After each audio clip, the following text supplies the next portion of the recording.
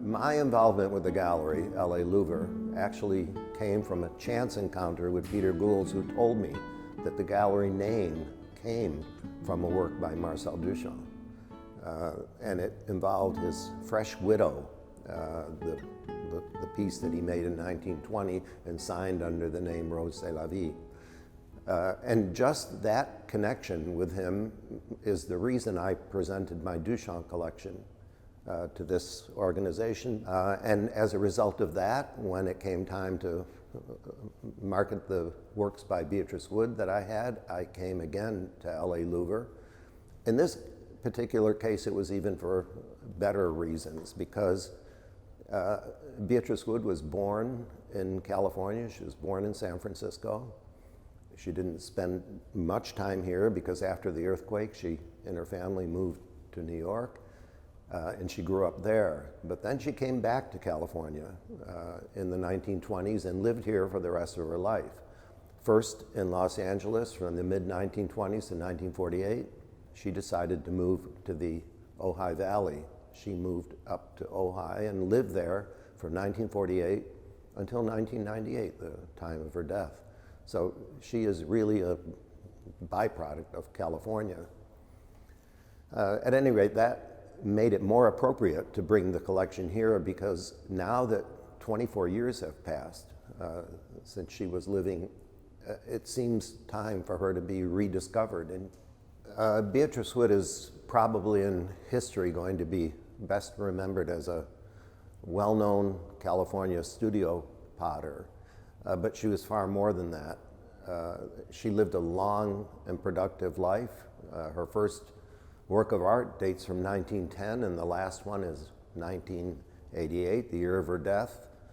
That's 88 years of active production, and to just call her a California studio potter would be quite restrictive, because she was far more than that. When she was still alive, she was sort of nicknamed the daughter of Dada, which is an inaccurate description, if anything, because she was just part of the circle. She was part of the group of people in New York who were not really even aware of the term Dada. But what they actually did was revolutionary and unlike anything that ever happened before. And in a way, Beatrice was part of that movement as it took place and happened in New York. She was a close friend of Marcel Duchamp. She and Duchamp's friend at the time, Henri Pierre Rocher, and together the three of them probably contributed more to the Dada activities in New York than any other individuals at that time. She is known today as a person who documented that period more than any of the other participants, certainly. She took photographs, kept a diary, wrote about it subsequently, had great recollections that have been recorded in various films. So in that particular respect, she was critical to the movement, because her accounts made it still possible to reconstruct and understand what took place in those years. But aside from that, what seems to have gotten a short thrift is this contribution that she made. She was part of it. She not only helped organize the 1917 Independence exhibition, but she was a participant, showed 2 paintings in the show, and one of the works that she showed, the one with a piece of soap attached to it, got more publicity than anything else in the show. She wrote a very famous essay in there called Recollections of a Picture Hanger, or something to that effect, where she talked about a dream that she had, where a flood came into the Independence exhibition and destroyed all the works of art, including one that was made of soap. And rather interestingly, of course, the work she submitted to the Independence was a work that contained a piece of soap. That work is the work that was talked about more in the press than the submission of Duchamp's fountain, the urinal, because no one saw the urinal. It was refused from public display.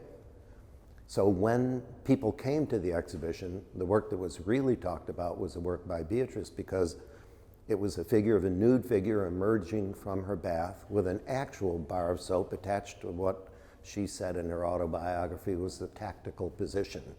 She had wanted to draw a piece of soap there, and Duchamp said, no, why would you do that? Why don't we go out and buy a real bar of soap, and I'll help you attach it to the picture.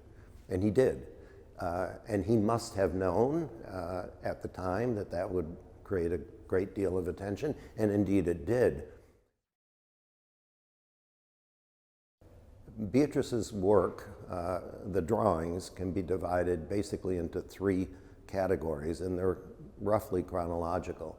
It's a work that she made in New York, which begins in 1917, and actually just continues to 1918, because she abandoned drawing in nearly the entire art world when she got married in 1918 to a theater producer in Montreal.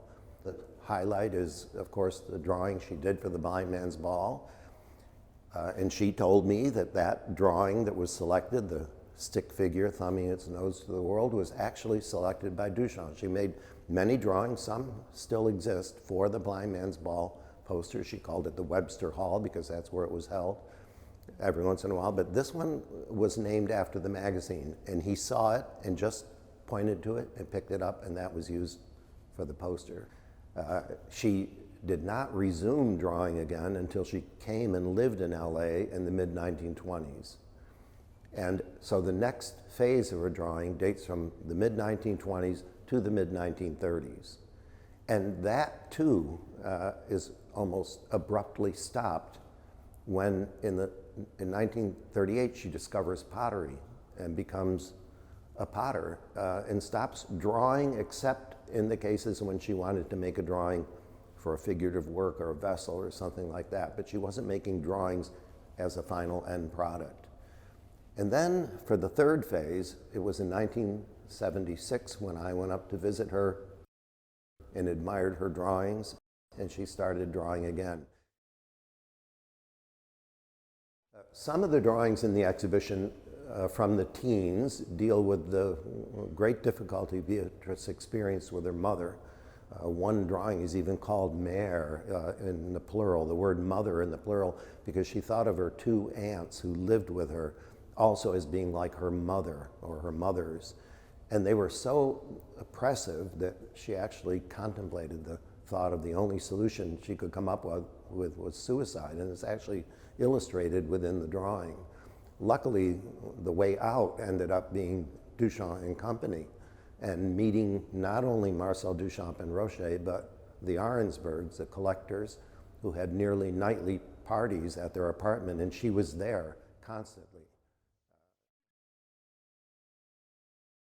Lincoln Kistler, when he took over and started working for his father, wanted to produce lavish artists' books. So he did so and approached Beatrice and translated her drawings through the lithographic process into lithographs. Beatrice had a hand in making these lithographs, and in fact, if you go through her diaries, you'll see her saying, I don't like them, he's got to do this one over or do the other one over again.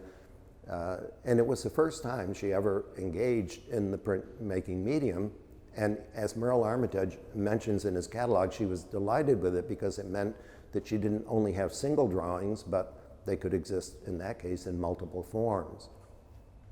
She only did this for a very short period in 1932-33, so there's not that many prints, but all of the known prints are assembled and are here as part of the current exhibition.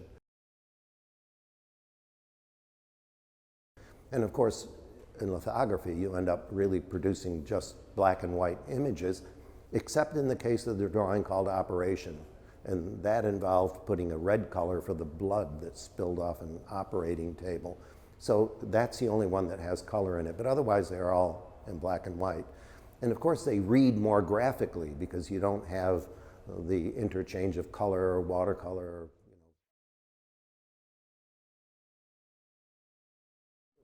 It's very rare that you can look at a work of art and compare it physically to the person who made it. But in Beatrice's case, that can happen with her pottery, because if you think about what a vessel is, and since ancient times, the words ascribed for a vessel were anthropomorphic, because the upper portion of a vessel is called the lip or the mouth of the vessel, There's the neck of it.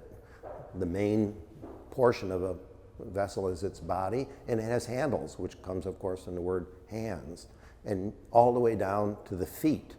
So everyone knows that a vessel is a kind of reflection of a human being, but I don't think there's ever been a single instance where you could compare the human being who made that vessel with the object as well as you can with Beatrice Wood, because if anyone met her, the first thing they would have noticed were these iridescent saris that she wore, and she was always covered with Indian jewelry that she bought on her various trips to India. And because of that iridescence and also the kind of sparkle in her eye, you can easily compare that to the vessels that she made, because she was the pioneer of, in California, studio pottery of this iridescent glaze, which she picked up from other potters like the Knotzlers who taught her those glazes, but which she took to a completely different level. If you see these things, they jump at you because they're iridescent, and achieving that iridescence is not an easy task. In order to get this luster glaze, it was always a crapshoot. You never knew what was going to come out of the kiln. Sometimes when you open the kiln, and I witnessed her, it's almost like looking into a treasure chest. When everything in it had that same beautiful luster glaze, it was remarkable. But every once in a while, you'd open that kiln and half the vessels would come out terrible.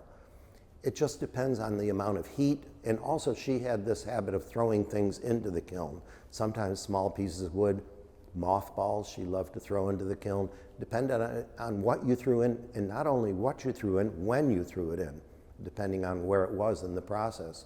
So it was always chance. And from the very beginning, when Beatrice started pottery, she also made figures. She explained that she did this because she thought the figures could be sold. She was, of course, working here in the 1930s, 1938, we're at the height of the Depression, and when she opened a little shop at Crossroads on the World, a person came in and bought these tiny little figures that she had made. So they were of clowns. And she thought, well, if they can sell, this is what I'm supposed to be doing. There are three major figurative works in this exhibition. One is called Is My Hat On Straight? And luckily I had the opportunity to speak with Beatrice about that, because that work was reproduced on the cover of the 1989 Oakland Museum catalog. So I asked her, what's going on here? And she said, well, it's a woman without clothing. She's on a bench, and what she's worried about is if her hat is on straight. She doesn't have any other clothes on. So don't you get it? She said. I said, yes, I do get it. And I did ask her why the woman was all in blue. And she said, well, that wasn't my intent at first. I put a glaze on that I thought would give her more naturalistic color, but when it came out blue, I loved it. So she left it that way.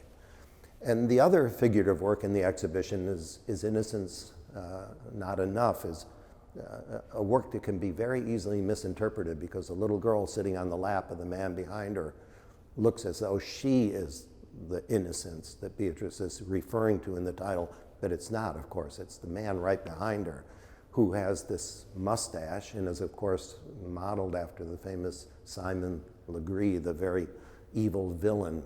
And in effect, it means that he's supposed to look innocent, but he has something else on his mind.